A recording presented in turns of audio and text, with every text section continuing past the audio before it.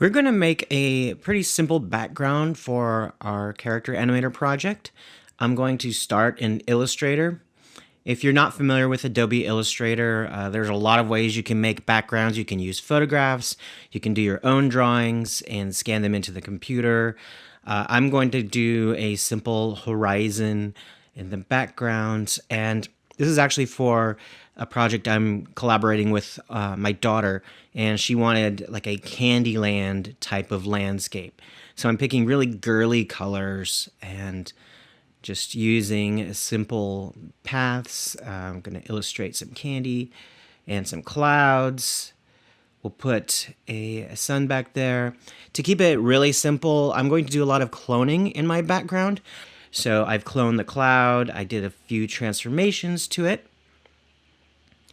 I'll draw some candy canes and I'll just use a simple stroke, fatten it up.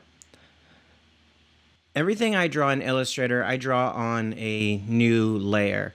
Then I use a tool called Pathfinder to merge, divide these pieces. So you see this road structure I've got going here. I used a tool called Pathfinder to divide the road by the hills, and then I ungrouped them so I could delete out sections. Now I'll do some lollipops. These are really simple geometric shapes, and for the bottom part of the lollipop wrapper, I'm going to use the pencil tool to draw it. When I do objects that have more than one section, I tend to color certain sections slightly different. So in the case of this lollipop wrapper, you have the front part, one version of red. You have the bottom of the wrapper, a few different versions of red. But I'm going to clone a bunch of these lollipops, reposition them, change the scale a little bit.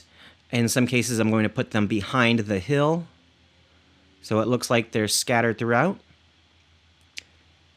And then I think I'm going to change the color of a few of these lollipops because it's too much of the same thing. Whenever you design a background, even if it's not going to be a background you see a whole bunch in your show, you should have some variety to create visual interest. If everything is cloned and looks exactly the same, in the same position, the same color, then it might as well just be one item, in my opinion. It's not that interesting to look at. Let's make a sun. I'll add distortion to get a spiky edge. I'll add a stylized glow to it. This will probably change later when I move this composition into Photoshop. Now I'm going to change the colors of a lot of these lollipops.